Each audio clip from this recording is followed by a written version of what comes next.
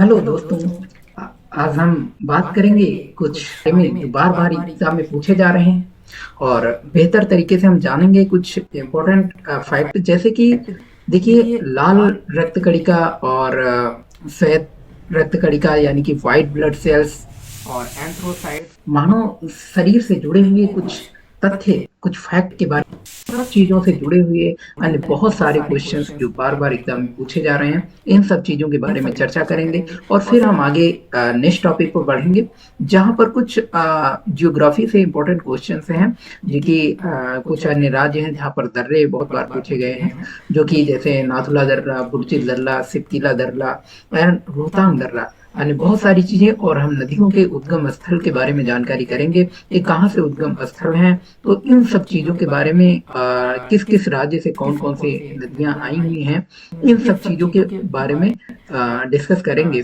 तो आइए शुरुआत करते हैं एक बेहतर तरीके से।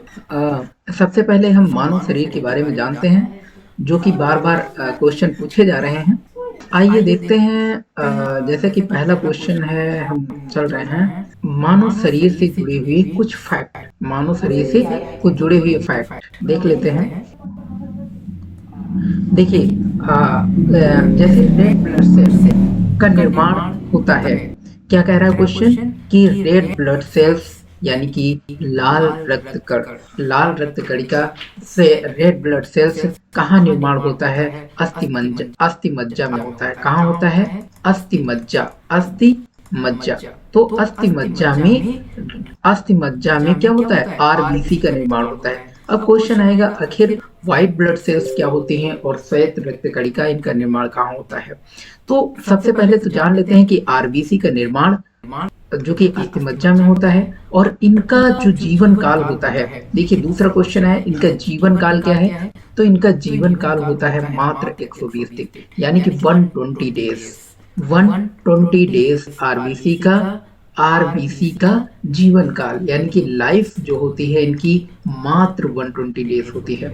और अब श्वेत रक्त कणिका, अगर आरबीसी का इतना होता है तो श्वेत रक्त कणिका का कितना होता है? तो 1 से 4 दिन होता है। अक्सर कंफ्यूजन होता है कि रेड ब्लड सेल और व्हाइट ब्लड सेल यानी कि डब्ल्यूबीसी, दोनों में जीवन काल में डिफरेंस। तो इसमें याद रखेंगे कि आरबीसी जो होता है 120 डेज होता है, लेकिन डब्ल्यूबीसी 1 से 4 दिन भी होता है। 1 to 4 days, यानी कि 1 से 4 दिन में ही डब्ल्यूबीसी इनका जीवन काल होता है। श्वेत रक्त कणिकाओं को कहा जाता है, तो श्वेत रक्त कणिकाओं को और क्या कहा जाता है? ल्यूकोसाइट कहा जाता है। क्या कहा जाता है? ल्यूकोसाइट्स। व्हाइट ब्लड सेल को क्या कहते हैं? ल्यूकोसाइट्स। देखिए, डब्ल्यूबीसी को कहा जाता है ल्यूकोसाइट्स। क्या कहा जाता है? ल्यूकोसाइट्स। तो फिर आरबीसी को क्या कहा जाता होगा? तो आरबीसी को कहा जाता है एंथ्रोसाइट्स। क्या कहा जाता है? एरिथ्रोसाइट्स। क्या कहा जाता है? एरिथ्रोसाइट्स। तो हम जान लें, डब्ल्यूबीसी को ल्यूकोसाइट्स और आरबीसी को एंथ्रोसाइट्स। शरीर का ताप नियंत्रक होता है। शरीर का ताप नियंत्रक, देखिए, टेम्परेचर जो कंट्रोल करता है, हमारी बॉडी जो टेम्परेचर को कंट्रोल करती है, वो टेम्परेचर कौन कंट्रोल करता है? Hypothalamus gland. ये हाइपोथैलेमस ग्लैंड जो कि मस्तिष्क का एक पार्ट होता है, हाइपोथैलेमस ग्लैंड, तो ये बॉडी का टेम्परेचर कंट्रोल करता है। यानी कि डिपेंड कौन करता है टेम्परेचर बॉडी का? तो वो हाइपोथैलेमस ग्लैंड करता है। यूनिवर्सल डोनर क्या कहलाता है? देखिए, ए बी और बी, इन टाइप्स के 4 प्रकार के जो ब्लड होते हैं, तो ब्लड में जो ओ टाइप्स होता है, इसे यूनिवर्सल डोनर कहा जाता है। क्या? यूनिवर्सल डोनर ये ए को भी रख दे सकता है। ऐसा इंसान जिसमें ओ ग्रुप का अगर ब्लड है, तो ओ ग्रुप वाला ब्लड ए को भी दे सकता है, बी को भी दे सकता है, ए बी को दे सकता है, इसीलिए इसे यूनिवर्सल डोनर कहा जाता है। और रक्त सर्वग्राही किसे कहा जाता है? सर्वग्राही कहा जाता है। यूनिवर्सल रिसेप्टर किसे कहा जाता है, वो ए बी के ग्रुप को कहा जाता है। अगर ए बी ग्रुप का ब्लड है तो ए बी जो ग्रुप का ब्लड है ये सभी को ग्रहण कर सकता है, ओ ग्रुप के ब्लड को और ए ब्लड के ग्रुप को और बी ब्लड के ग्रुप को और ए बी के सभी को ग्रहण कर लेता है, इसीलिए इसे यूनिवर्सल रिसेप्टर कहा जाता है। यानी कि सर्वग्राही सर्वग्राही समूह, जो सर्वग्राही ब्लड रक्त समूह होता है वो ए बी कहा जाता है। रक्तचाप यानी कि ब्लड प्रेशर मापने का यंत्र कौन सा होता है? साथियों, ब्लड प्रेशर यानी कि बीपी जो मापा जाता है वो किस यंत्र के द्वारा मापा जाता है? तो ये एस्फेगमोमैनोमीटर इसके द्वारा ब्लड प्रेशर मापा जाता है। अगर ब्लड प्रेशर हाई है तो एस्फेगमोमीटर बता सकता है कि आपका ब्लड हाई है या लो है। ब्लड बैंक कहा जाता है। हाँ, ब्लड बैंक किसे कहा जाता है? मानव शरीर में वो कौन सा अंग है, वो कौन सा ऑर्गन्स है जिसे ब्लड बैंक कहा जाता है? तो स्प्लीन जिसे प्लीहा कहते हैं, ये प्लीहा क्या करता है? ये प्लीहा ब्लड बैंक कहा जाता है। इसे क्या कहा जाता है? Blood bank. पाचन प्रारंभ होता है। देखिए, भोजन का पाचन बॉडी में कहाँ से प्रारंभ होता है? तो बॉडी में भोजन का के पाचन का प्रारंभ मुख से ही प्रारंभ हो जाता है। कहाँ से? मुख से ही। यानी कि भोजन जैसे ही अंदर जाता है बॉडी में, माउथ से ही उसके पाचन की प्रक्रिया प्रारंभ हो जाती है। और हम जानते हैं कि जो लार में कुछ एंजाइम पाए जाते हैं जो कि मनुष्य के जो भोजन के पाचन में सहायक होते हैं। देखिए, पचे हुए भोजन का अवशोषण होता है। अन्य क्वेश्चन क्या कहा जाता है कि भोजन का अवशोषण कहाँ होता है? पचे हुए भोजन का अवशोषण कहाँ होता है? तो स्मॉल इंटेस्टाइन में होता है। यानी कि छोटी आंत जो होती है, छोटी आंत यानी कि स्मॉल इंटेस्टाइन में पचे हुए भोजन का अवशोषण होता है। क्या होता है? अवशोषण। तो छोटी आंत में पचे हुए भोजन का अवशोषण होता है। स्मॉल इंटेस्टाइन में बाइल स्रावित होता है, यानी कि पित्त, जो पित्त का श्रावण होता है, पित्त रस, बाइल जूस जो हम कहते हैं, पित्त रस, इसका श्रावण कहाँ से होता है? ये स्रावित कहाँ से होती है? तो ये लीवर से स्रावित होता है। लीवर जिसे यकृत कहते हैं। तो लीवर द्वारा बाइल जूस या फिर हम कह लें कि पित्त रस का स्रावण यहाँ से स्रावित होता है, लीवर से। विटामिन ए संचित होता है। तो विटामिन ए कहाँ से संचित होता है? यकृत से, यानी कि लीवर से ही विटामिन ए संचित होता है। विटामिन ए, कौन सा? Vitamin A. हाँ, मानव शरीर की सबसे बड़ी ग्लैंड्स कौन सी होती है? देखिए, वेरी इंपॉर्टेंट क्वेश्चन है कि मानव की सबसे बड़ी ग्लैंड यानी कि लार्जेस्ट ग्लैंड जो कि कौन सी होती है? लार्जेस्ट ग्लैंड होती है लीवर। कौन सी? लीवर। तो आप याद रखेंगे कि लार्जेस्ट जो ग्लैंड होती है वो लीवर होती है। स्मॉल इंटेस्टाइन यानी कि जिसे मास्टर ग्रंथि भी कहते हैं। स्मॉल इंटेस्टाइन जिसे हम मास्टर ग्रंथि के नाम से जानते हैं, यानी कि सबसे छोटी ग्रंथि। आपने देखा सबसे बड़ी ग्रंथि जो कि यकृत थी, आपने देखा लीवर था, तो सबसे छोटी ग्रंथि कौन सी होती है? तो पिट्यूटरी ग्लैंड होती है। कौन सी? Pituitary gland.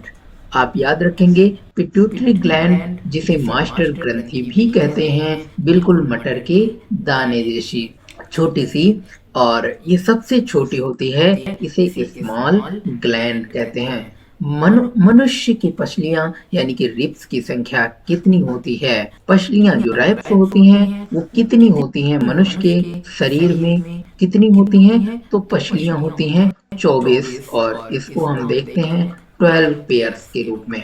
तो कितनी होती हैं? पेयर्स जो होते हैं 12 पेयर्स पाए जाते हैं, यानी कि 12 जोड़ी पसलियां होती हैं। तो मनुष्य के शरीर में जो पसलियां होती हैं वो 12 जोड़ी होती हैं। 12 पेयर्स, ओनली 25। मनुष्य के शरीर में बोन्स कितनी होती हैं? अच्छा, मानव के शरीर में बोन्स होती हैं ओनली 206 बोन्स होती हैं। अगर मसल्स की बात करें तो मसल्स तो होती हैं 639, यानी कि 639 मसल्स होती हैं।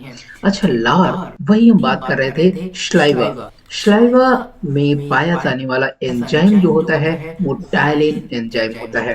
तो अक्सर पूछा जाता है कि लार में या स्लाइवा में कौन सा एंजाइम पाया जाता है, तो एंजाइम कौन सा होता है? एंजाइम होता है टायलिन। कौन सा? टायलिन। टायलिन नाम का एंजाइम जो कि सलाइवा में पाया जाता है और ये भोजन के पाचन में भी सहायक होता है। देखिए, लिंग निर्धारण कहाँ से होता है? तो लिंग निर्धारण कहाँ से होता है? मनुष्य के क्रोमोसोम से, यानी कि मेन क्रोमोसोम पर निर्धारित होता है। जो बेस होता है पुरुष क्रोमोसोम से होता है। मनुष्य का हृदय, ह्यूमन हेयर्स कैसा होता है? 4 कक्षीय होता है या 4 कोष्ठीय होता है, 4 क्लास होते हैं। तो मनुष्य के जो हेयर्ट होता है, मनुष्य का जो हृदय होता है, उसके 4 पार्ट होते हैं। अक्सर पूछा जाता है कि बॉडी में जो क्रोमोसोम्स होते हैं, नंबर ऑफ क्रोमोसोम कितने होते हैं? नंबर ऑफ क्रोमोसोम, तो क्रोमोसोम्स की संख्या होती है ओनली 46। कितने? ओनली 46, यानी कि 23 पेयर्स। तो मनुष्य के शरीर में जो क्रोमोसोम होते हैं वो 26 होते हैं, 26 पेयर होते हैं, यानी कि 46 होते हैं। मनुष्य के शरीर का सबसे बड़ा ऑर्गन्स, यानी कि सबसे बड़ा अंग, लार्जेस्ट ऑर्गन्स कौन सा होता है? त्वचा। त्वचा जो होती है, त्वचा त्वचा जो स्किन होती है वो लार्जेस्ट ऑर्गन्स होता है, वो सबसे बड़ा, यानी कि सबसे बड़ा ऑर्गन्स होता है, लार्जेस्ट ऑर्गन्स होता है। शायद आपको पता हो कि सेल, मनुष्य का शरीर छोटी छोटी सेल से मिलकर बना हुआ है, और सेल जो कि टिश्यूज का निर्माण करते हैं, और टिश्यूज पहले ग्रुप ऑफ सेल्स, अगर एक सेल मतलब बहुत सारी सेल से, अनेक सेलों से मिलकर के मनुष्य के शरीर का निर्माण हुआ है, तो अन्य बहुत सारी ग्रुप ऑफ सेल्स जो होती हैं उन्हें टिश्यूज कहते हैं, यानी कि ऊतक कहते हैं। और बहुत सारे ऊतक जो होते हैं, यानी कि टिश्यूज जो होते हैं, बहुत सारे ग्रुप ऑफ टिश्यूज वो ऑर्गन्स का निर्माण करते हैं। वो किसका निर्माण करते हैं? ऑर्गन्स का निर्माण करते हैं। तो यहाँ पर पूछा गया, यानी कि लार्जेस्ट ऑर्गन्स आपको पता है स्किन, और शरीर की सबसे बड़ी कोशिका कौन सी होती है? वो होती है तंत्रिका तंत्र। कौन सी होती है?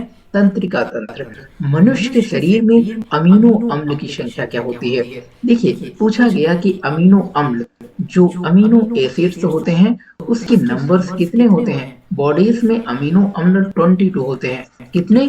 22 अमीनो अम्ल होते हैं। यूरिन, यूरिन शरीर में प्रतिदिन कितना बनता है? अगर यूरिन की बात करें तो ओनली 1.5 लीटर्स, यानी कि 1.5 लीटर्स करीब यूरिन मनुष्य के शरीर में बनता है, अगर वो स्वस्थ मनुष्य है तो। हाँ, अक्सर पूछा जाता है कि यूरिन में दुर्गंध क्यों आती है?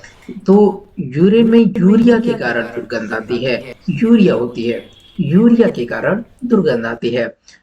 हाँ, यूरिन जो मनुष्य का यूरिन होता है उसका पीएच मान कितना होता है? अक्सर पीएच मान की बात करें, पीएच मान कितना होता है? तो बॉडीज में जो यूरिन होता है उसका पीएच मान 6 होता है।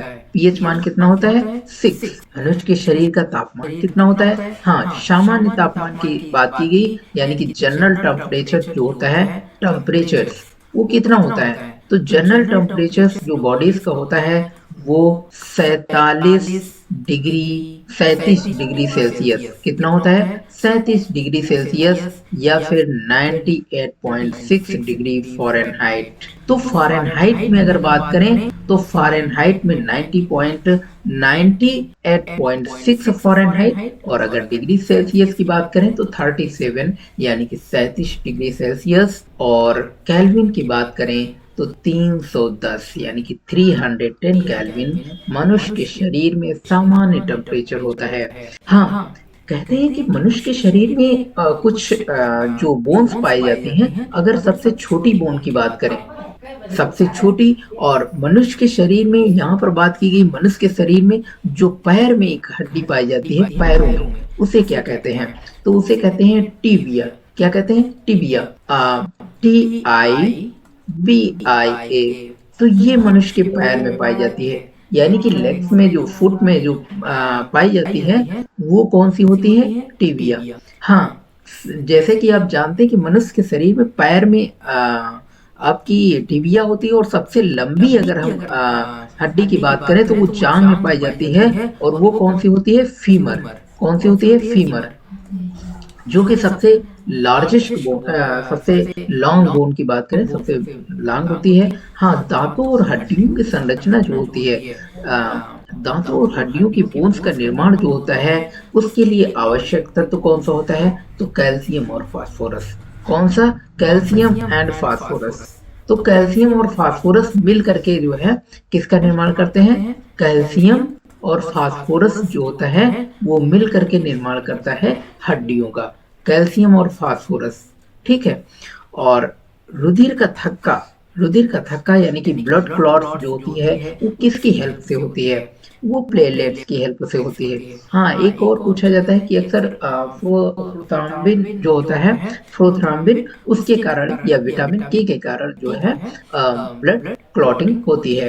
तो प्लेटलेट्स भी सहायक होते हैं। तो कहा गया कि ब्लड का थक्का यानी कि ब्लड क्लॉट में सहायक कौन होते हैं? तो वो प्लेटलेट्स होते हैं। मस्तिष्क और शरीर का अध्ययन, मस्तिष्क और शरीर का अध्ययन संबंधित होता है। तो अक्सर पूछा जाता है कि जो सिर का अध्ययन किया जाता है, सिर का अध्ययन या मस्तिष्क, माइंड, माइंड एंड सिर या माइंड यानी कि मस्तिष्क जो होता है, इसका अध्ययन किस विज्ञान के थ्रू होता है? वो फ्रेनोलॉजी होता है। कौन सा? Phrenology, phrenology, phrenology, phrenology. वो कौन सा होता है? मस्तिष्क का अध्ययन फ्रेनोलॉजी के अंतर्गत किया जाता है। श्वसन के दौरान सर्वाधिक मात्रा में कौन सी गैस ली जाती है? तो नाइट्रोजन ली जाती है। आप जानते हैं कि इन्वायरमेंट में सबसे अधिक मात्रा में नाइट्रोजन पाई जाती है। इसी कारण से जब हम एयर के साथ में सबसे ज्यादा नाइट्रोजन होती है, जो हम सांस लेते हैं श्वसन के दौरान, जो सर्वाधिक मात्रा में हम ग्रहण करते हैं जो गैस, वो नाइट्रोजन होती है। हाँ, एबंडेंट गैस कौन सी होती है? यानी कि जीवित जीवाश्म जो होता है वो कौन सा होता है? वो साइकस होता है। कौन सा? Cycas, cycas. मिनी माता रोग यानी कि एक डिसीज होता है जो मिनी माता के नाम से जाना जाता है। इसका रीजन क्या होता है? इसके फैलने का रीजन क्या होता है? तो जल में मरकरी के प्रदूषण से होता है। अगर जल, आपने देखा होगा कि अन्य जो कई जगह जो है जल का जो कलर होता है वो पीला हो जाता है, वो पीला हो जाता है। तो रीजन होता है उसमें मरकरी की मात्रा जो होती है, मरकरी, उसमें मरकरी की मात्रा बहुत ज्यादा होती है, और मरकरी की मात्रा ज्यादा होने से जो प्रदूषण होता है यानी कि जो पॉल्यूशन होता है जल में मरकरी के कारण, तो उससे मिनी माता रोग हो जाता है। कौन सा? मिनी माता रोग हो जाता है। मिनी माता, मिनी माता डिसीज जो कि हो जाता है। मनुष्य ह्यूमन स्किन का अध्ययन करने वाली विज्ञान क्या कहलाती है? हाँ, डर्मेटोलॉजी कहलाती है। यानी कि डर्मेटोलॉजिस्ट, डर्मेटोलॉजिस्ट जो होते हैं वो अक्सर जो स्किन डॉक्टर होते हैं, ह्यूमन स्किन डॉक्टर जो होते हैं, उन्हें डर्मेटोलॉजिस्ट कहा जाता है। और डर्मेटोलॉजी के अंतर्गत जो है इसका ह्यूमन स्किन का अध्ययन किया जाता है। कीड़ों का अध्ययन यानी कि कीट्स जो होते हैं उनका अध्ययन किस विज्ञान के थ्रू, किस साइंस के थ्रू किया जाता है? तो एंटोमोलॉजी। कौन सा? एंटोमोलॉजी, एंटोमोलॉजी, एंटोमोलॉजी के अंतर्गत कीट का अध्ययन किया जाता है। हाँ, बाइल्स किस अंग के द्वारा पैदा किया जाता है? बाइल्स, बाइल यानी कि बाइल जूस, अभी हमने बताया कि जो पित्त रस होता है उसका श्रावण कहाँ से होता है? तो लीवर से होता है। तो जाहिर सी बात है लीवर से ही प्रोड्यूस होता होगा ये। तो आप समझ रहे हैं कि लीवर जो है बाइल किस अंग के द्वारा, किस ऑर्गन्स के द्वारा बाइल प्रोडक्ट प्रोड्यूस होता है? तो आपको पता है वो कौन सा है? लीवर। मनुष्य के शरीर में ब्लड बैंक, ब्लड बैंक भी बात हो चुकी है। स्प्लीन उसे कहते हैं, स्प्लीन जो ब्लड बैंक का कार्य करता है, स्प्लीन या तिल्ली इसे कहते हैं। हाँ, हीमोग्लोबिन का कार्य होता है। हीमोग्लोबिन, देखिए पूछा गया क्वेश्चन है कि शरीर में हीमोग्लोबिन का कार्य क्या होता है, वर्क क्या होता है, हीमोग्लोबिन क्या कार्य करता है? तो आप जानते हैं कि हीमोग्लोबिन के कारण ही ब्लड का जो कलर होता है, ब्लड का जो कलर होता है वो रेड होता है। हीमोग्लोबिन के कारण। और हीमोग्लोबिन का कार्य क्या होता है? हीमोग्लोबिन का कार्य होता है कि ब्लड में जो ऑक्सीजन होती है, जो ऑक्सीजन का परिवहन होता है, वो जो है हीमोग्लोबिन ही करती है। कौन सी? हीमोग्लोबिन ही करती है। हीमोग्लोबिन कार्य करती है, ब्लड में ऑक्सीजन का परिवहन करती है। ऑक्सीजन, तो ऑक्सीजन का परिवहन कौन करती है? हीमोग्लोबिन। हीमोग्लोबिन में क्या होता है? तो आप जानते हैं लोहा होता है, हीमोग्लोबिन में लोहा होता है, और इसी के कारण हीमोग्लोबिन इसकी कमी से बहुत सारे रोग हो जाते हैं। हीमोग्लोबिन की कमी से जो डायबिटीज आपने सुना होगा, और पीलिया जो होती हैं, तो इसी के कारण ज्यादा चांसेस होते हैं, आयरन की कमी से हो जाती है। और मनुष्य के शरीर में खून किसकी उपस्थिति के कारण नहीं जमता है? आप अभी बताया कि अगर कोई, जैसे मान लीजिए ब्लड क्लॉटिंग, जो विटामिन के होता है उसके कारण ब्लड क्लॉटिंग होती है, प्रोथ्रोम्बिन एंजाइम होता है उसके कारण से होती है। और हाँ, रीजन ये है कि कह रहा है कि अगर कोई ब्लड में किसकी उपस्थिति के कारण जो है नहीं जमता है, ब्लड क्लॉटिंग नहीं होती है, तो हेपेरिन होता है। मनुष्य के शरीर में हेपेरिन, हेपेरिन जो होता है, हेपेरिन नाम का एंजाइम, उसके कारण से ब्लड क्लॉटिंग नहीं होती है। हाँ, रुधिर के प्लाज्मा में एंटीबॉडीज निर्मित होती है। तो कहा जा रहा है कि प्लाज्मा जो होता है, रुधिर का प्लाज्मा, उसमें एंटीबॉडीज का निर्माण होता है, और एंटीबॉडीज जो निर्माण होती है वो लिम्फोसाइट्स होती है। कौन सा? लिम्फोसाइट्स। तो रुधिर के प्लाज्मा में, रुधिर का जो प्लाज्मा होता है उसमें एंटीबॉडीज भी बनते हैं, और एंटीबॉडीज जो बनते हैं तो उनमें से निर्माण किसका होता है? एंटीबॉडीज जो निर्मित होती हैं वो कौन सी होती हैं? वो होती हैं लिम्फोसाइट्स। कौन सी होती हैं? लिम्फोसाइट्स। तो आप याद रखेंगे कि जो ब्लड का प्लाज्मा होता है उसमें कुछ एंटीबॉडीज का निर्माण होता है, और वो एंटीबॉडीज कौन सी होती हैं? वो लिम्फोसाइट्स होती हैं। आरबीसी, आरबीसी का समसान क्या कहा जाता है? देखिए, आरबीसी, आरबीसी जाकर के जो इनकी डेथ होती है, आरबीसी की लाइफ जो होती है वो डिस्ट्रॉय हो जाती है इस प्लेन में जाके। इसलिए जो प्लीहा होता है, प्लीहा, सॉरी, प्लीहा जो होता है उसमें उसे आरबीसी का शमशान कहा जाता है, क्योंकि आरबीसी प्लीहा में जाके डिस्ट्रॉय हो जाती हैं। क्रेब्स चक्र यानी कि क्रेब्स साइकिल किसका संश्लेषण होता है? क्रेब्स साइकिल्स में किसका संश्लेषण होता है? कौन सा? Krebs cycle, Krebs cycle. तो क्रेब्स साइकिल में किसका संश्लेषण होता है? Pyruvic acid. किसका? पायरुविक एसिड जो होती है वो क्रेब्स चक्र में संश्लेषण होता है, पायरुविक एसिड का। मानव के शरीर में यूरिया का निर्माण होता है। यूरिया का निर्माण कहाँ होता है? देखिए, अभी हमने बताया कि यूरिन जो होता है वो यूरिया, इसमें यूरिन में पाया जाता है, इसलिए इसमें दुर्गंध आती है। तो यूरिन में यूरिया होती है, और यूरिया का निर्माण की अगर बात करें तो निर्माण कहाँ होता है? यूरिया का निर्माण होता है यूरिया का लीवर में। कहाँ होता है? लीवर में। ब्लड की अशुद्धियां किस अंग में जाकर छन जाती हैं? ब्लड की अशुद्धियां वृक्कों में। आपको पता होगा कि किडनी जो होती है, किडनी, तो किडनी में ब्लड जो है वो छनता है एक तरीके से, तो ब्लड मतलब साफ होता है, तो वृक्कों में जाकर के ब्लड की अशुद्धियां जो होती हैं वो बाहर निकल जाती हैं। श्वसन की क्रिया कहाँ संपन्न होती है? श्वसन की क्रिया माइटोकॉन्ड्रिया में संपन्न होती है। कहाँ पर? माइटोकॉन्ड्रिया, माइट्रोकॉन्ड्रिया, माइट्रोकॉन्ड्रिया, माइट्रोकॉन्ड्रिया में श्वसन की क्रिया संपन्न होती है। तो दोस्तों, हमारे चैनल को अधिक से अधिक सब्सक्राइब करें, और बहुत सारी नॉलेज वाली चीजें हैं, और लाइक करें, शेयर करें, और सब्सक्राइब करते रहें। आइए चलते हैं ज्योग्राफी के बारे में कुछ इंपॉर्टेंट फैक्ट देख लेते हैं। जैसे कि इंपॉर्टेंट फैक्ट है दर्रा, जो कि पूछा गया, काराकोरम दर्रा, जोजिला दर्रा, ये सारे दर्रे कहाँ पाए जाते हैं? तो अगर जम्मू कश्मीर की बात करें तो हम देख पा रहे हैं कि जम्मू कश्मीर में बहुत सारे दर्रे हैं। ये जैसे कि काराकोरम दर्रा, जोजिला, पीर पंजाल, बनिहाल, बुरजिल।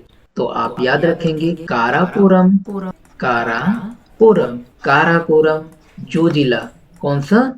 जोजिला, काराकोरम, जोजिला और पीर पंजाल। तो काराकोरम, जोजिला, पीर पंजाल, बनिहाल, कौन सा? बनिहाल और बुरजिल, और कौन सा? बुरजिल। तो ये सारे दर्रे हैं, जो पांचों दर्रे, काराकोरम, जोजिला, पीर पंजाल, बनिहाल और बुरजिल, ये सारे दर्रे जम्मू कश्मीर में पाए जाते हैं। जम्मू कश्मीर में इन दर्रों का निर्माण हुआ है। अगर हिमाचल प्रदेश की ओर चलें तो हिमाचल प्रदेश में हम देखते हैं तीन दर्रे पाए जाते हैं। कौन से? शिवकिला, शिवकिला, रोहतांग, कौन सा? शिवकिला, रोहतांग और बड़ा लाचा, बड़ा लाचा, बड़ा लाचा। तो आप इन तीनों दर्रों को याद रखें, शिवकिला, रोहतांग, बड़ा लाचा। ये तीनों दर्रे हिमाचल प्रदेश में पाए जाते हैं। अगर उत्तराखंड की बात करें तो उत्तराखंड में भी तीन हैं। कौन से? लिपुलेख, लिपुलेख, कौन सा? लिपुलेख, माना, लिपुलेख, माना और नीति, लिपुलेख, माना और नीति। कैसी नीति मान लिया आपने? लिपुलेख नीति मान लिया। तो ये तीनों दर्रे उत्तराखंड में हैं। कौन से? उत्तराखंड में। तो उत्तराखंड में लिपुलेख, माना, नीति, आपने नीति मान लिया, लिपुलेख नीति आपने मान लिया। तो ये सारे दर्रे उत्तराखंड में हैं। इस प्रकार से ट्रिक के माध्यम से भी याद कर सकते हैं। शिवकिला, रोहतांग और बड़ा। शिव, जो शिव थी वो आप ये कह लीजिए कि बड़ी थी, और वो उस पर रोहतांग बैठा था या रोहित बैठा था। आप इस तरीके से भी, बड़ी शिप में रोहित बैठा था। तो इस तरीके से हिमाचल प्रदेश आप ये भी याद कर सकते हैं, ये शिवकिला, रोहतांग और बड़ा लाचा। इस प्रकार से तो ये तीनों जो है हिमाचल प्रदेश में पाए जाते। कौन सा? शिवकिला, रोहतांग और बड़ा लाचा, लिपुलेख, माना और नीति, ये तीनों दर्रे उत्तराखंड में पाए जाते हैं। और सिक्किम, सिक्किम नाथुला में पाया जाता है। सिक्किम कहाँ पाया जाता है? नाथुला। देखिए सिक्किम में दो दर्रे हैं। सिक्किम में दो दर्रे हैं, एक नाथुला है, एक नाथुला है। और देखिए, और नीचे कुछ दर्रे दिए गए हैं, दो तीन जो छूटे हुए हैं वो आपको करा दे रहे हैं। तो आपने देखा था सिक्किम में कौन सा? नाथुला। सिक्किम में नाथुला और जयलेपला, जयलेपला, जयलेपला और नाथुला। तो ये दोनों दर्रे जो है सिक्किम में। कौन से? सिक्किम में जयलेपला और नाथुला। और अगर हम अरुणाचल प्रदेश की बात करें तो अरुणाचल प्रदेश में है बोमडिला। कौन सा? बोमडिला, बोमडिला, बोमडिला। और कौन सा? यांगयाप, यांगयाप, बोमडिला, यांगयाप। और कोई दर्रा है? दिफू। तो बोमडिला, यांगयाप और दिफू। थोड़े से नाम क्रिटिकल हैं, आप इस तरीके से अरुणाचल में याद कर लें कि अरुणाचल में बोमडिला, यांगयाप, दिफू, ये तीनों अरुणाचल प्रदेश में है। ये तीनों अरुणाचल प्रदेश में। आपने देखा नाथुला और जयलेपला जो कि सिक्किम में है, यानी कि ला वाले सिक्किम में है, जयलेपला, नाथुला। और एक है हाँ बोमडिला एपी में है। तो बोमडिला, यांगयाप और दिफू ये अरुणाचल प्रदेश में है। तो इस प्रकार से आप याद कर लें। और जो मणिपुर में है तो तुजू दर्रा, दिफू एपी में है, अरुणाचल प्रदेश में है। लेकिन अगर तुजू की बात करें तो तुजू दर्रा जो है मणिपुर में है। ये वेरी इंपॉर्टेंट है और ये बहुत बार दर्रे पूछे जाते हैं, अक्सर पूछा जाता है। लेकिन नाथुला तो बहुत ज्यादा इंपॉर्टेंट है, जो हमारा चाइना और सिक्किम को बॉर्डर को रोकता है, जो कि नाथुला दर्रा, इसे बंद भी कर दिया गया था। अक्सर वार होता है जब चाइना और भारत में जब खटास होती है तो नाथुला दर्रे को बंद कर दिया जाता है। इस प्रकार से ये दर्रे हैं। हमने बहुत सारे दर्रे देखे जो कि वेरी वेरी इंपॉर्टेंट है। एक बार चाहे तो आप रिपीट कर सकते हैं, क्योंकि काराकोरम, जोजिला, पीर पंजाल ये हमारी बिल्कुल जो हिमालय है उसमें पाए जाते हैं। काराकोरम, जोजिला और पीर पंजाल, बनिहाल और बुरजिल, ये तीनों, ये पांचों जो दर्रे हैं ये हमारे जम्मू कश्मीर के हैं। और रोहतांग शिप, इस तरीके से बड़े शिप में रोहित बैठा, इस तरीके से भी याद कर लें कि शिवकिला, रोहतांग और बड़ा लाचा जो हिमाचल प्रदेश में है।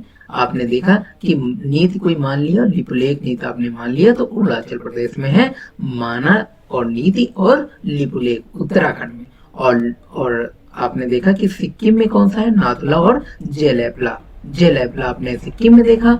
और देख लेते हैं कि उसमें हमने क्या देखा था।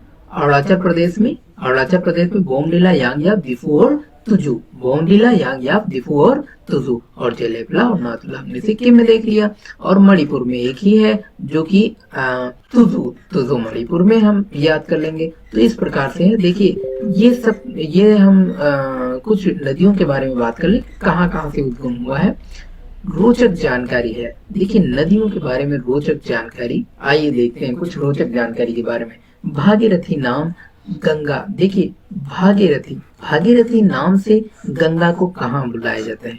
Very important question. आप जानते हैं कि गंगोत्री के गौमुख से निकलने वाली गंगा है, और गंगा जो कि स्टार्टिंग इसकी होती है भागीरथी से, भागीरथी और अलकनंदा दोनों मिलकर के स्टार्टिंग होती है, गंगा का निर्माण होता है। तो गंगोत्री के पास जो हिमानी गंगा उद्गम स्थल है उसे हम भागीरथी के नाम से गंगा को कहते हैं। तो स्टार्टिंग ही भागीरथी के नाम से होती है। तो ये गंगोत्री के पास ये भाग पड़ता है, हिमानी गंगा का उद्गम स्थल। गंगोत्री कहाँ स्थित है, इसकी ऊंचाई कितनी है। तो गंगोत्री जो कि उत्तराखंड के उत्तरकाशी पड़ता है। कौन सा? उत्तरकाशी। कौन सा? उत्तरकाशी। तो उत्तराखंड के उत्तरकाशी जिले में, उत्तरकाशी डिस्ट्रिक्ट में 3900 किलोमीटर की ऊंचाई पर, भाई 3900 किलोमीटर की ऊंचाई पर काफी ऊंचाई है। 3900 मीटर होगा मेरे ख्याल से। ऊंचाई पर गौमुख के निकट गंगोत्री हिमानी गंगा का उद्गम हुआ है। एक बार इसको देख लेना। हाँ, उत्तराखंड के उत्तरकाशी जिले में गौमुख के निकट, जानते हैं गंगोत्री गौमुख से निकलती है, तो गौमुख के निकट गंगोत्री हिमानी गंगा का उद्गम स्रोत है। हिमानी गंगा वहां से निकलती है गौमुख से। अलकनंदा का उद्गम स्थल, अलकनंदा जो कि अलकनंदा कहाँ से निकलती है, स्रोत कहाँ से है। तो अगर स्रोत हम देखें तो बद्रीनाथ के ऊपर संतोपथ हिमानी है। देखिए हिमानी जो पड़ती है ग्लेशियर, तो आपने देखा कि एक हिमानी गंगोत्री हिमानी पड़ती है, गंगोत्री हिमानी और संतोपथ हिमानी। जो गंगोत्री ग्लेशियर है वहां से निकलती है गंगा, गंगा का उद्गम होता है जिसे हम भागीरथी के नाम से जानते हैं। और जो संतोपथ है बद्रीनाथ के ऊपर, संतोपथ ग्लेशियर जो है, संतोपथ ग्लेशियर जिसे अलकपुरी हिमनद भी कहते हैं। तो संतोपथ ग्लेशियर से अलकनंदा का उद्गम स्थल है। तो आपने देखा अलकनंदा जो है, अलकनंदा, तो इसका उद्गम स्थल क्या है? अलकनंदा का उद्गम स्थल है संतोपथ ग्लेशियर। क्या है? संतोपथ ग्लेशियर ये अलकनंदा का है। अगर हम गंगा की बात करें, भागीरथी की बात करें तो गंगोत्री है। भागीरथी की बात करें तो गौमुख, गंगोत्री के गौमुख से, यानी कि भागीरथी का उद्गम स्थल है गंगोत्री। तो ये संतोपथ जो ग्लेशियर है ये कहाँ पर है? ये बद्रीनाथ के ऊपर है। गंगा नदी को गंगा कहकर कहाँ से बुलाया जाता है? तो आप जानते हैं, अभी हमने बताया कि अलकनंदा और भागीरथी जहाँ पर मिलती हैं, और ये कहाँ मिलती हैं? ये देवप्रयाग में मिलती हैं। कहाँ पर? देवप्रयाग में। तो देवप्रयाग में किसका किसका मिलन होता है? अलकनंदा और किसका? अलकनंदा और भागीरथी का। ए और बी का निर्माण होकर के डी बनता है, यानी कि देव जो है देवभूमि, देवप्रयाग, वहां पर किसका किसका निर्माण होता है? भागीरथी और अलकनंदा, इन दोनों के मिलाप से देवप्रयाग बनता है। तो आप ये भी याद कर सकते हैं कि देवप्रयाग में अलकनंदा और भागीरथी मिल करके देवप्रयाग का निर्माण करती है। हाँ, हरिद्वार के निकट मैदानी भाग, और वहां से हरिद्वार के निकट होकर के मैदानी भाग में पहुंचती है। गंगा को पद्मा कहाँ बुलाया जाता है? वेरी इंपॉर्टेंट क्वेश्चन कि पद्मा कहाँ पर बुलाया जाता है। देखिए पद्मा जो बुलाया जाता है गंगा को, ये बांग्लादेश में बुलाया जाता है। कहाँ पर? बांग्लादेश में। जैसे ही बांग्लादेश में एंटर करती है गंगा, तो वहां से इसका नाम पद्मा शुरू होता है। सिंधु नदी है भारत के किस राज्य से होकर बहती है? तो ये जम्मू और कश्मीर से, जम्मू एंड कश्मीर से। कौन सी? सिंधु नदी। कौन सी? सिंधु नदी बहती है भारत और पाकिस्तान के बीच। भारत और पाकिस्तान, इंडिया पाकिस्तान के बीच जल संधि हुई। आप जानते हैं कि जल संधि जो हुई थी पंचनद की, तो 1960 में हुई थी। 1960 में भारत पाकिस्तान के जो जल संधि हुई थी, और इस नदी का जो सिंधु नदी का 20% पानी ही इस्तेमाल कर सकते हैं। भारत में 20% पानी ही इस्तेमाल कर सकता है। तो जो सिंधु नदी का जो संधि हुई, जल संधि हुई, वो 1960 में हुई थी, और नदी का 20% पानी जो है भारत वाले इस्तेमाल कर सकते हैं। तो इंडिया ओनली 20%। हाँ, नदियां उनके उद्गम स्थल और संगम मुहाना। चलिए थोड़ा सा और देख लेते हैं। जो सिंधु नदी है, सिंधु नदी, अगर सिंधु नदी की बात करें तो सोनो ख्या पॉप हिमनद, यानी कि ग्लेशियर है तिब्बत के मानसरोवर झील के पास में। कौन सा? शानो सानो ख्याबॉब, सानो ख्याबॉब, जो एक हिमनद है, ग्लेशियर है सिंधु का, जहां से सिंधु नदी का उद्गम होता है, और ये अरब सागर के पास में है। तो आप ये भी याद कर सकते हैं कि तिब्बत के पास जो मानसरोवर झील है, मानसरोवर झील, तो मानसरोवर झील से ही, मानसरोवर झील जो कि अरब सागर में स्थित है, और तिब्बत की जो मानसरोवर झील है, वहां से, वहां पर कौन सा? एक ग्लेशियर है, एक ग्लेशियर है, और इस ग्लेशियर से ही सिंधु नदी का उद्गम होता है। गंगा, जो कि गंगोत्री, आप जानते हैं गंगा का उद्गम कौन सा है? गंगोत्री है, और जो कि बंगाल की खाड़ी में गिर जाती है। तो ये आपने देखा कि सिंधु नदी जो है ये अरब सागर में गिरती है, और इसका मुहाना अरब सागर में है, और गंगोत्री जो होती है वो बंगाल की खाड़ी में गिरती है। तो आप देखेंगे इंडिया का जो ये वाला भाग है, प्रायद्वीपीय भाग, तो इधर अरब सागर है, इधर कौन सा है? अरब सागर, और इधर जो है वो बंगाल की खाड़ी है, बंगाल की खाड़ी, तो बंगाल की खाड़ी है। तो जो सिंधु नदी निकलती है, वो सिंधु नदी गिरती कहाँ है? वो आती है अरब सागर में गिर जाती है। और लेकिन जो बंगाल की खाड़ी में कौन सी, कौन सी नदी? हाँ, गंगा, गंगा जो गंगोत्री से निकलती है, वो आकर के बंगाल की खाड़ी में गिर जाती है। यमुना, जो कि गंगा की सहायक है, और इसका मुहाना जो है यमुनोत्री, यानी कि बंदर पूंछ की पश्चिमी ढाल पर स्थित है। कहाँ से? यमुनोत्री जो है, यमुनोत्री, यमुनोत्री जो ग्लेशियर है उससे यमुना नदी निकलती है, यमुनोत्री ग्लेशियर से यमुना नदी निकलती है। और अक्सर पूछा जाता है कि गंगा की सबसे बड़ी सहायक नदी, गंगा की सबसे बड़ी सहायक नदी तो यमुना नदी है, और यमुना नदी यमुनोत्री से निकलती है, और ये भी कहाँ गिरती है? इसका मुहाना कहाँ है? इसका मुहाना है प्रयाग, यानी कि इलाहाबाद में ये जाकर के मिल जाती है, गंगा से मिल जाती है। तो इसका मुहाना कहाँ है? इलाहाबाद में, प्रयाग में मिलती है। तो गंगा, यमुना, सरस्वती, इन तीनों नदियों का मिलाप इलाहाबाद में होता है, इलाहाबाद के संगम में। तो यमुना का जो मुहाना है वो प्रयाग में आएगा, प्रयाग में मिलेगी गंगा से, और ये गंगा की सबसे बड़ी सहायक नदी है। चंबल, चंबल नदी जो कि जाना पाओ पहाड़ी, मध्य प्रदेश के मऊ के नजदीक है, और ये इटावा में जाकर के मिलती है। तो चंबल नदी कहाँ से निकलती है? ये मध्य प्रदेश के मऊ से निकलती है, मध्य प्रदेश के मऊ से निकलती है, और ये मध्य प्रदेश के मऊ से निकलती है, और ये इटावा में मिलती है, ये यूपी में मिल जाती है। तो अगर इंडिया की बात करें ऐसे करके है जो मैप, ऐसे करके, और ये आपका अगर हम देखें तो ऐसे ऐसे ऐसे ऐसे कुछ है, ऐसे मैप। तो ये जो मैप है इंडिया का, तो इसमें जो यहाँ पर यूपी आप लोग देख रहे होंगे, यहाँ पर यूपी है, तो कहा जा रहा है यूपी में ही आकर के मिलती है, और कहाँ से? मध्य प्रदेश से निकलती है। ये मान लो बीच में एमपी है, और एमपी से आकर के मध्य प्रदेश में यूपी में मिल जाती है। कहाँ पर? मऊ में मिलती है।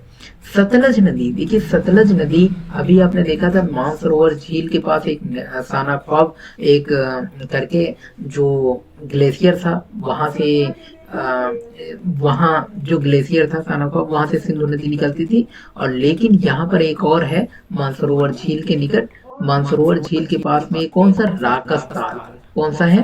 राकस ताल। तो राकस ताल से कौन सा निकलती है? राकस ताल से निकलती है सतलज नदी। कौन सी? सतलज, सतलज, सतलज नदी निकलती है राकस ताल से, और राकस ताल से निकलती है और ये जाकर के चिनाब नदी में मिल जाती है। तो सतलज निकलती है और चिनाब नदी में मिल जाती है। रावी की बात करें तो रावी कांगड़ा जिले में रोहतांग दर्रे के नजदीक है। कौन से? रोहतांग दर्रे से, रोहतांग दर्रे से। कहाँ से? रोहतांग दर्रे से। तो चिनाब झील अक्सर चिनाब नदी में मिल जाती है, रावी भी चिनाब में मिल जाती है। देखिए रावी, सतलज, ब्यास, झेलम, ये जो पंच नदियां थी, ये पंच नदियां हैं इंडिया के इस पार से मिलती हैं, जो आप देख रहे होंगे। तो ये रावी जो है ये भी चिनाब में मिल जाती है, सतलज भी चिनाब में मिल जाती है। और झेलम की बात करें तो झेलम शीशनाग झील से निकलती है, और शेषनाग झील जो कि वेरी नाग कश्मीर के निकट होती है और चिनाब नदी में मिल जाती है। तो रावी, सतलज और झेलम, जो रावी है और सतलज रावी, सतलज और झेलम, तो इन तीनों नदियों का जो मिलान होता है वो चेनाब है, यानी कि चेनाब नदी में तीनों मिलती हैं, रावी, सतलज और ब्यास। सतलज का मुहाना मानसरोवर झील के पास राकस ताल है, और झेलम जो है वो शेषनाग झील से निकलती है, और रावी नदी जो है वो रोहतांग दर्रे के नजदीक से निकलती है। तो रावी, रोहतांग, सतलज, और कहाँ से निकलती है? आपने देखा सतलज निकलती है मानसरोवर के राकस ताल से। अच्छा, व्यास नदी की बात करें तो व्यास नदी रोहतांग दर्रे से निकलती है। व्यास नदी कहाँ से निकलती है? रोहतांग दर्रे से, और ये कपूरथला यानी कि सतलज नदी में कपूरथला के पास मिल जाती है। कोशी नदी गोसाई थान चोटी के उत्तर में, और ये गंगा नदी में मिलती है कारागोला के पास, कारागोला दक्षिण पश्चिम में मिल जाती है। गंडक, देखिए कोसी नदी भी गंगा में मिल जाती है, और व्यास सतलज में मिलती है। गंडक जो है वो नेपाल से निकलती है और गंगा में पटना के नजदीक मिल जाती है। तो गंडक नदी कहाँ से निकलती है? नेपाल से। नेपाल से कौन सी नदी निकलती है? गंडक। कौन सी? गंडक। और कहाँ मिल जाती है? ये पटना में आकर के गंडक नदी मिल जाती है, पटना में। हाँ, रामगंगा जो कि नैनीताल के नजदीक, रामगंगा कहाँ से? नैनीताल के नजदीक हिमालय श्रेणी का दक्षिणी भाग होता है, और कन्नौज के निकट गंगा नदी में मिल जाती है। तो कन्नौज के पास में मिलती है रामगंगा, जो कि नैनीताल के नजदीक से निकलती है, नैनीताल से निकलती है और कन्नौज में मिल जाती है। आपने शारदा को काली गंगा भी कहते हैं। क्या? शारदा। जो शारदा नदी है इसको काली गंगा के भी नाम से जानते हैं। तो काली गंगा के नाम से किस नदी को जानते हैं? आप जानते हैं शारदा नदी को। और ये कुमायूं हिमालय से निकलती है। कहाँ से? कुमायूं हिमालय से।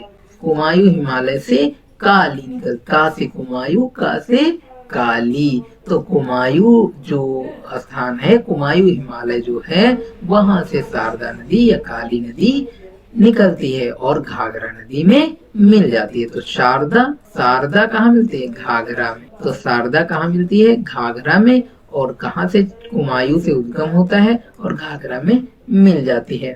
देखिए घाघरा नदी, इसको करनाली भी कहते हैं और कोरियाला भी कहते हैं। ये नेपाल में तकलाकोट से निकलती है। तो नेपाल से आपने देखा कि नेपाल से कौन कौन सी नदियां हैं? नेपाल से एक नदी आपने देखा गंडक नदी निकलती है, और नेपाल से आप देख रहे हैं घाघरा भी नेपाल से निकलती है। और कहाँ मिलती है? गंगा नदी में। और कहाँ पर मिलती है? सारण और बलिया जिले के पास में। बेतवा नदी, अच्छा बेतवा कहाँ से निकलती है? विंध्याचल से निकलती है, विंध्याचल पर्वत, एमपी के रायसेन जिले के कुमारगांव के निकट। तो आप ध्यान रखें कि एमपी से बेतवा नदी निकलती है। कहाँ? कौन सी? बेतवा। और एमपी में कहाँ से निकलती है बेतवा? तो विंध्याचल पर्वत या रायसेन जिले से। कहाँ से? रायसेन जिले से। तो रायसेन जिले से निकलती है। हाँ, जो कि हमीरपुर यमुना नदी में मिल जाती है। बेतवा एमपी से निकलती है, यमुना में मिल जाती है। सोन नदी जो कि अमरकंटक की पहाड़ियों से निकलती है, और ये पटना के नजदीक गंगा से मिल जाती है। तो गंगा के सहायक में सोन नदी भी आती है। ब्रह्मपुत्र जो कि तिब्बत के मानसरोवर झील से। तो आपने मानसरोवर झील से कई नदियां देखी, एक तो मानसरोवर झील से आपने देखा था सबसे पहले कौन सा, सिंधु नदी आपने सबसे पहले देखा था। फिर आपने देखा था कौन सी, ब्रह्मपुत्र नदी जो कि क्या है, एक, और एक आपने देखा सतलज नदी, सतलज देखा था आपने, और जो कि राजस्थान से सानापॉल से हमें ग्लेशियर से मानसरोवर झील के पास से, और ये भी मानसरोवर झील के पास से ब्रह्मपुत्र भी निकलती है। कौन सी, ब्रह्मपुत्र। तो अगर पूछा जाए कि मानसरोवर झील के पास से कितनी नदियां निकलती हैं, कितना को उद्गम होता है, तो सिंधु, सतलज और ब्रह्मपुत्र का। हाँ, नर्मदा, देखिए नर्मदा एक ऐसी नदी है, नर्मदा और ताप्ती, इन दो नदियों की अगर बात करें तो ये दोनों नदियां किस दिशा में बहती हैं। देखिए सारी नदियां जो, अगर हम इंडिया की बात करें तो इंडिया में हम देख पाएंगे ऐसे करके, सॉरी देखिए, अगर इंडिया की बात कर लें हम, ऐसे है कुछ, तो देखिए इंडिया की बात करें तो देखिए सारी नदियां जो है इधर की ओर बहती हैं, लेकिन ये जो नदियां हैं पूरब से पश्चिम की ओर बहती हैं। ये नदियां पूरब से पश्चिम की ओर बहती हैं, दो नदियां, केवल दो नदियां, नर्मदा और ताप्ती। देखिए अन्य सारी नदियां जो है डेल्टा का निर्माण करती हैं, लेकिन ये जो दो नदियां हैं ये किसका निर्माण करती हैं, ये घाटी का निर्माण करती हैं। तो अक्सर पूछा जाता है कि जो नर्मदा और ताप्ती हैं, ये दोनों नदियां डेल्टा का निर्माण अक्सर पूछा जाता है, डेल्टा का निर्माण कौन सी नदियां नहीं करती हैं, तो नर्मदा और ताप्ती नहीं करती। लेकिन नर्मदा अमरकंटक से निकलती है और खंभात की खाड़ी में गिर जाती है, तो खंभात की खाड़ी में ये भी गिर जाती है। और जो नर्मदा नदी है यहाँ पर, खंभात की खाड़ी इधर है, खंभात की खाड़ी में गिर जाती है, और यहाँ पर खंभात के, यहाँ गुजरात के पास में यहाँ पर, तो खंभात की खाड़ी में गिर जाती है। और जो ताप्ती है ये भी खंभात की खाड़ी में गिरती है, और ये एमपी से निकलती है और ये अमरकंटक से निकलती है। तो अमरकंटक जो कि विंध्याचल श्रेणी है जो, उससे नर्मदा निकलती है, और ताप्ती जो होती है वो मध्य प्रदेश के बैतूल जिले के मुल्ताई के निकट, जो कि खंभात की खाड़ी में गिर जाती है, सूरत के पास में। देखिए महानदी शिहावा, महानदी जो कि छत्तीसगढ़ के पास रायपुर जिले के निकट से निकलती है। तो महानदी कहाँ से निकलती है, छत्तीसगढ़ से निकलती है, बंगाल की घाटी में गिर जाती है, बंगाल की खाड़ी में गिर जाती है। देखिए क्षिप्रा नदी जो कि इंदौर से निकलती है, इंदौर का करीब बरड़ी नामक पहाड़ी से निकलती है इंदौर में, और ये चंबल नदी में मिल जाती है। माही नदी जो कि एमपी के धार जिले से निकलती है, और ये भी खंभात की खाड़ी में गिर जाती है। लूनी नदी जो कि अजमेर जिले से नाग पहाड़ी यानी कि अरावली पर्वत से निकलती है, और कच्छ केरल में मिल जाती है। तो और अगर हुगली नदी की बात करें तो हुगली नदी गंगा की शाखा ही है, हुगली भी गंगा की शाखा है, और जो धुलिया यानी कि पश्चिम बंगाल में दक्षिण गंगा से अलग होती है, बंगाल की खाड़ी में गिर जाती है। कृष्णा महाबलेश्वर के निकट पश्चिम पहाड़ से निकलती है और बंगाल की खाड़ी में गिर जाती है। गोदावरी जो है ये भी बंगाल की खाड़ी में गिर जाती है, और गोदावरी नासिक जिले के त्रियंबकम गांव से निकलती है। तो गोदावरी अक्सर पूछ लिया जाता है कि महाराष्ट्र के त्रियंबकम जिले से कौन सी नदी निकलती है, कौन सी, त्रियंबकम जिले से, त्रियंबकम। तो त्रियंबकम जिले से, जो महाराष्ट्र के त्रियंबकम जिला है, वहां से कौन सी नदी निकलती है, गोदावरी नदी निकलती है त्रियंबकम जिले से, और ये बंगाल की खाड़ी में मिल जाती है। कावेरी जो कि कर्नाटक के कुर्ग जिले से निकलती है, कावेरी कर्नाटक के कुर्ग जिले से निकलती है। कहाँ से, ब्रह्मगिरी पहाड़ी से, ये भी हम याद रखें, ब्रह्मगिरी पहाड़ी से निकलती है, और कुर्ग जिले में बंगाल की खाड़ी में गिर जाती है। तुंगभद्रा जो कि गंगा मूल की तुंगा और कोडूर के भद्रा कर्नाटक से निकलती है और कृष्णा नदी में मिल जाती है। साबरमती जय समुद्र झील से निकलती है और खंभात की खाड़ी में गिरती है। और सोम जो होता है वो बीछा मांडा उदयपुर जिले से निकलती है और माही में गिर जाती है। तो और सारे हैं, जैसे पेन्नार है, पेन्नार भी इम्पोर्टेंट है, पेरियार, उमयम, बैगई, दक्षिण टोंस, आयर। तो देखिए पेरियार जो कि कर्नाटक से निकलती है, और पेरियार ये केरल में बहती है, पेरियार झील से निकलती है, एक प्रकार से पेरियार झील में मिल जाती है। तो केरल में कौन सी नदी बहती है, पेरियार। और पेन्नार जो होती है ये कर्नाटक में बहती है, अब ध्यान रखेंगे कर्नाटक से उद्गम होता है। और उमियम जो कि उमियम झील से निकलती है मेघालय से, और बैगई जो कि मणिकन्नूर मदुरई के निकट है, तमिलनाडु। बैगई तमिलनाडु से निकलती है, बंगाल की खाड़ी में गिरती है। तमसा कुंड जलाशय यानी कि कैमूर की पहाड़ियों से टोंस नदी निकलती है, दक्षिणी टोंस, जो कि सिरसा के निकट गंगा में मिल जाती है। और आयल जो कि गोमुंडा पहाड़ी उदयपुर के उत्तर से निकलती है और बनास नदी में मिल जाती है। तो इन सारी कंफ्यूजन को हम ध्यान रखेंगे कि जितनी सारी अधिकतर नदियां हैं जो बंगाल की खाड़ी में मिलती हैं, हाँ कुछ नदियां हैं जैसे आप बताया कि जैसे कुछ जो कि पूर्व से पश्चिम की ओर बहने वाली कुछ नदियां हैं, जैसे कि जिसमें नर्मदा ताप्ती आती है, तो ये दोनों नदियां जो है भारत सागर में गिरती हैं। और आपने देखा माही नदी है, लूनी नदी है, माही नदी जो कि खंभात की खाड़ी में मिलती है। तो खंभात की खाड़ी में भी कुछ नदियां हैं, जैसे माही नदी है जो खंभात की खाड़ी में गिर जाती है, और लूनी नदी जो कचकेरन में ही गिर जाती है। तो इस प्रकार से बाकी सारी नदियां लगभग बंगाल की खाड़ी में गिरती हैं। और कुछ नदियां हैं जो सहायक नदियों हैं, जो सहायक नदियों में मिल जाती हैं। सहायक नदियां जैसे गंगा की सहायक नदी बहुत सारी हैं, घाघरा है, और तुम्हारी घाघरा हो गई, यमुना हो गई। तो ये सारी नदियां जो कि गंगा में मिल जाती हैं। तो इस प्रकार से हम याद रखेंगे कुछ इम्पोर्टेंट जो फैक्ट हैं नदियों से इम्पोर्टेंट। भागीरथी, हम गंगा का विस्तार हमने देखा बहुत अच्छे तरीके से, और जो दर्रे हैं वो हमको याद भी हो गए होंगे लगभग, जो बार बार पूछे जा रहे हैं। और हमने देखा था कि जो शरीर के कुछ इंपॉर्टेंट क्वेश्चंस हैं मानव शरीर के, वो भी हमने देखा कि बायस जूस कहाँ बनता है, और ब्लड का निर्माण कैसे होता है, मिनी माता रोग क्या होता है ना, किसके प्रदूषण के कारण होता है, प्लेटलेट्स क्या होती हैं। तो इन बहुत सारी जानकारियों के साथ आज हम आए थे, और बहुत अच्छे तरीके से हमें याद भी हो गया होगा, हम ये अनुमान करते हैं। और अगर याद नहीं है तो एक बार और वीडियो रिपीट करेंगे, अब एक दो बार रिपीट कर लेंगे, और सारे इंपॉर्टेंट क्वेश्चंस जो कि याद हो जाएंगे। तो ये अन्य सारे एग्जाम जो आने वाले हैं आपके, टेट, सुपर टेट हो गया, रेलवे हो गया, और अन्य रेलवे की डेट्स एनटीपीसी की जो आ ही गई है, और ग्रुप डी की जो कि अभी जल्दी ही आ जाएगी, और मान के चल रहे हैं टेट सुपर जो टेट कैंसिल हुआ है वो भी जल्दी हो जाएगा। तो और सी टेट है, यानी बहुत सारे एग्जाम हैं जिसमें जीएस काफी इम्पोर्टेंट साबित होगा आप लोगों के लिए। तो इस प्रकार से आप बहुत ही इम्पोर्टेंट क्वेश्चन है जो कि हम बहुत अच्छी तरह पढ़ते रहेंगे। और अन्य इसी के साथ अन्य वीडियो में फिर मिलेंगे, आप लोगों से मुलाकात होगी अन्य बहुत सारे फैक्ट्स के बारे में जो बार बार प्रीवियस एग्जाम में पूछे गए हैं और अन्य जगह पूछे जाते रहेंगे।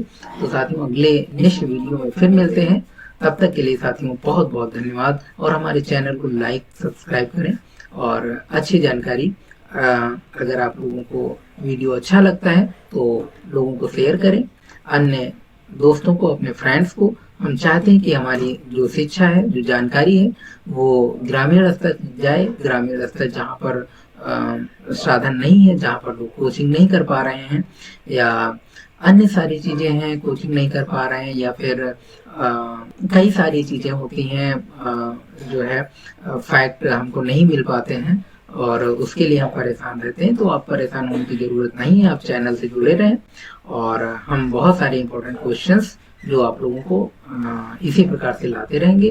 तो साथियों इसी के साथ बहुत बहुत धन्यवाद।